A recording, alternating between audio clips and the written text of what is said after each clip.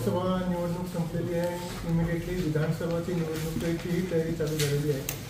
त्याच्या अंतर्गत special assembly division टप्पा 2 हा 25 जूनपासून चालू झालेला आहे. याची शेवटची जी तारीख आहे ती 20 ऑगस्ट आहे. स्पेशल असेंब्ली डिव्हिजन झाल्यानंतर इलेक्ट्रल लॉची जी फायनल पब्लिकेशन आहे ते 20 ऑगस्टला राहणार आहे. हा येणारे जवळपास 2 महिन्यामध्ये जे काही वोटर्स नवीन आपल्याला ॲड करायची ज्याची आता 18 वेळ पूर्ण झालेली आहे किंवा मागचे स्पेशल असेंब्ली डिव्हिजनमध्ये काही वोटर्स झालेले होते तसा सर्वांचंही नाव आता ॲड केलं जाईल. आणि मागे आपण एक मोठी मोहीम राबवली होती.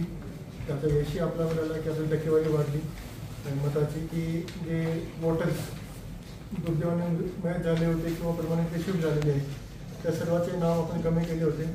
अजूनही असे काही नाव शिल्लक राहिले असेल तर ते आपण आता काढून घेऊ. हाऊस टू हाऊस सर्वे आपण चालू करतो आता. आणि याच्यामध्ये काही दुरुस्ती पण लागणार आहे. पुढे असाही निर्देशनास आला की काही लोकांची वय चुकली होती.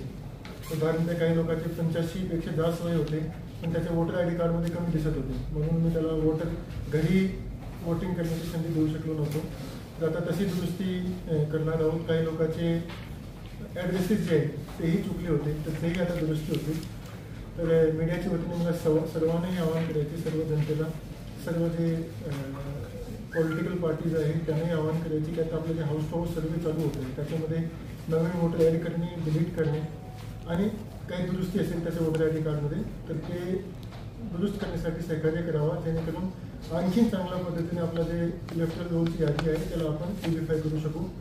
याच्याशिवाय काही ठिकाणी असा जाणवला की पोलिंग स्टेशनवर गर्दी खूप असते आणि त्याच्यामुळे काही ठिकाणी आपले वोटर्सचा त्रास असतो. तर तशी परिस्थितीमध्ये आधी मी आता प्रेस कॉन्फरन्सच्या अगोदर सर्व पॉलिटिकल पार्टीजची मीटिंग घेतली होती आणि तसे आपल्याकडे जे काही पोलिंग स्टेशन्स आहेत तिथे आपण 1 ऐवजी 2 पोलिंग स्टेशन आता करणार आहोत जेणेकरून जे आपले वोटर्स आहेत त्याला आणखी सोय आणि चांगल्या पद्धतीने मतदान करण्याचा अधिकार आपण देऊ. याच्याशिवाय एक आणखीन गोष्ट जी जाणवली आता लोकसभाच्या निवडणुकीमध्ये की आपण भरपूर वर्षापासून सेम पोलिंग स्टेशनला कंटिन्यू करतो आहे.